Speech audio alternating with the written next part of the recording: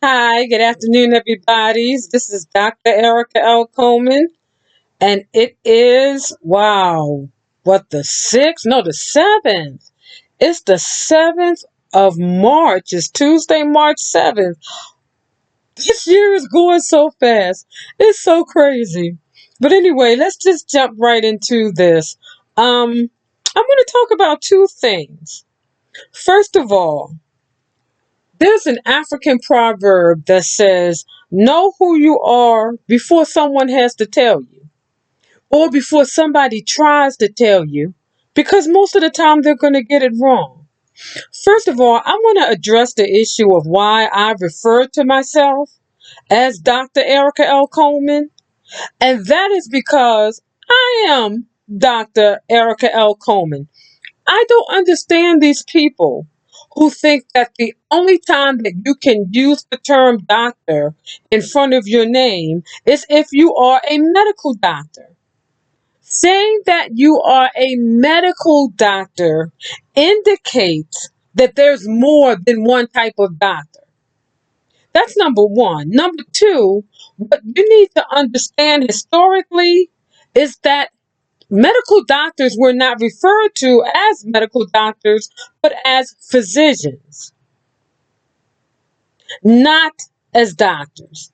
But for some reason, and I don't know if you all remember that stupid, asinine, god awful article that was printed in the Wall Street Journal, not the Washington Post.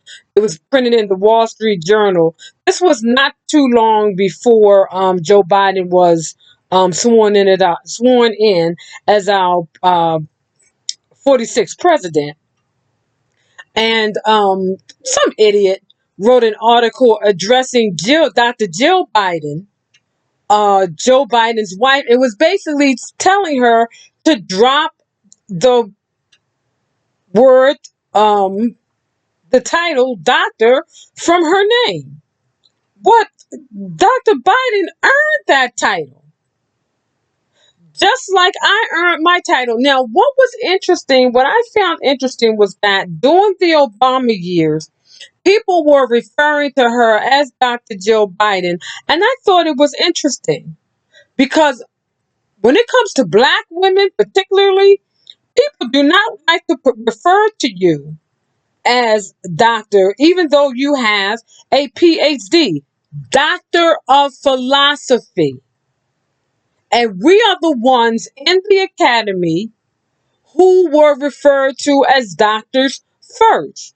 But somehow, as physicians began to want to up their reputation and, to feel like they mattered more than anybody else, then they began to refer to themselves as medical doctors. So then when you have an MD behind your name, people act like, you're smarter than everybody else. No. And I'm not saying that you're not smart and that you're not intelligent. I'm saying that it is not the only time that a person is a doctor. That's why you are MD. You're not just D. You're MD because that qualifies what your training is. Your training as a doctor is in the medical field, just like my training as a doctor, as a philosopher, doctor of philosophy, is in American studies. But for some reason, even when I signed my name as Dr. Erica Coleman, and I just recently had a conversation today, and the person asked me, and this is not the first time I've been asked this, are you a medical doctor? No, I'm not. I am a PhD. I'm a doctor of philosophy. I have a doctorate in American studies. I spent 10 years past high school getting my education. And in fact, not only do I have a doctorate, I have a postdoctorate beyond a doctorate. So I'm not understanding how it is that people think that they can determine who and what you are. And, I have the hat, I have the mask, I have the cup, with the word, doctor, and then Miss, Ms., Mrs. scratched out. I even have it in the signature of my email address. And people still want to refer to me as Ms. No. My name is Dr. Erica. That's spelled with an A, Arica. L, that's Louise for my maternal grandmother, and Coleman, which I got from my husband of 36 years. Now, my name Erica means powerful, honorable leader. My name Louise means renowned warrior. So for all of these people who are trying to convince me, that I need to tone it down, you know, um, I'm a passionate person. I'm not a mean person. I'm not a nasty person, but I am going to give it to you straight, no chaser. So I'm going to be my authentic self. And it is so funny when, black people label you, another black person, that, but you're just angry. No, I'm not angry.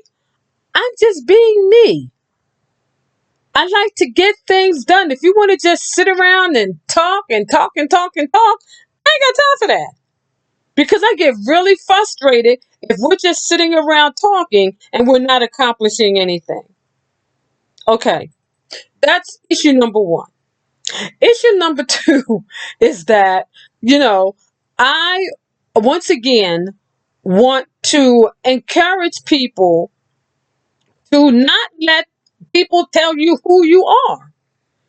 And I have some people, and the person that I'm thinking about in particular, who keeps trying to tell me that I don't know who I am. I do know who I am. I don't need you to tell me who I am and who I'm not. And, I've had to deal with this person, with this issue, because, listen, I don't do dogma of any kind. And I've said that before. Don't do dogma. Okay. Which is why I left organized religion, because I don't do dogma. And it's really interesting because when I was in Word of Faith, following Copeland, Hagen, Oral Roberts, and all these people, the whole name it, claim it bunch. The problem was that, if something bad happened in your life, if things didn't go the way that you wanted it to go, then, you were told that, oh, well, you didn't have enough faith. See, the problem was you. And then, when I, studied Nichiren Buddhism, and was chanting Nam Myo Renge Kyo, and still chant Nam Myo Renge Kyo, Nam Myo Renge Kyo. Then it was, first of all, this whole thing about chanting to things did not go well with me. Didn't that didn't go right with me. Because that reminded me of the whole name it, claim it thing, But then, if things didn't go your way, if you didn't get what you wanted, then they would tell you, oh, you didn't chant hard enough or long enough. See, once again, you're the problem. Now, with this whole teaching of, intention, the law of intent, and putting your intent out there, and aligning with the universe, and all of that stuff, then dogma, then once again, if you don't get what you want, if things do not work out the way you want them to work out, then you are blamed again. And so it's because, you did not set your intention. Y'all can miss me with that crap. Okay? Miss me with that. One of the things that I liked, that I love about India Arie, she has this song, Just Let It Go. And I keep forgetting the first line of this phrase, but she talks about how you won't always win. You won't always win. That's a lesson I had to learn the hard way, and I hate losing. But you're going to win some and you're going to lose some. And that is the reality of life. Now, these people, Oprah, all these folks, I'm not hating on them, but all these people who think that they got God at their beck and call and got the universe as their beck and call and everything works out for them, you know what? That's nice. But we did watch Oprah fail miserably when she did the movie Beloved. And we watched her miserably when she started OWN and had to actually uh uh not pay off, but she did sell some of those shares. Okay. So Oprah has, and all of these other people, Michelle Obama, okay, all of these people have experienced failure at some point. And we all will at some point. But one of the things that, and I said this in the video that I did recently, and I want to say it again, I am not the problem. I didn't do anything wrong. It's not my fault. There is nothing wrong with me. Now, do I make mistakes? Yes. But every misfortune in my life is not my fault. Sometimes you make bad decisions and you reap what you sow, and sometimes things just happen. And so you have to learn. And I was listening to this young lady last night. I attended a group. It was wonderful. And she talked about showing yourself grace. Showing yourself grace. And that's what we don't do a lot of times. A lot of times we are just all on ourselves. And this is what, this person was basically saying to me. You need to take responsibility of this mess that you created. What mess? 10 years ago, I was robbed of tenure. And the book that they said was no good not only won a major book award. And when I talk about a major book award, it was a Choice Outstanding Academic Title. As you may or may not know, they review 7,000 books a year. I made the top 10. My university said that book was no good. But I made the top 10 and got my seal, got my choice seal. And then now I am working on the second edition of that book. Do not tell me that I need to, be responsible for the mess I created. No, I didn't create that mess. The mess of racism and sexism and elitism in higher education is real at both PWIs, predominantly white institutions, and HBCUs, historically black colleges and universities. That's what's real. And as I said in an open letter that I wrote a few years ago, the dirty little secret is among black academics, among black, corporate folk, is that they don't want diversity either. They want a certain type of black person that's going to maintain the status quo. So then this whole business of, putting, black people, women, and other so-called minority, we call them minoritized communities, or minoritized people, putting these people in positions of authority, well, they end up replicating and becoming the status quo. Just like Barack Obama. Yeah, I said it. And I know a lot of people, still love Barack. That's fine. But understand that Barack Obama did not help black people. He was not a transformative figure. He did not uh, trans, uh, uh, transform race or transcend race. No, he did not. He had to walk a very um, racial tightrope to get elected, and then he had to continue. It's the same thing with Hillary Clinton and any other woman who, believe me, Nikki Haley. Nikki Haley may be a Republican, but I tell you what, them men gonna give her a hard time. She is really gonna, if she's gonna get the nomination, then she's gonna have to walk a serious gender tight rope, and that's whether you are Democrat or Republican.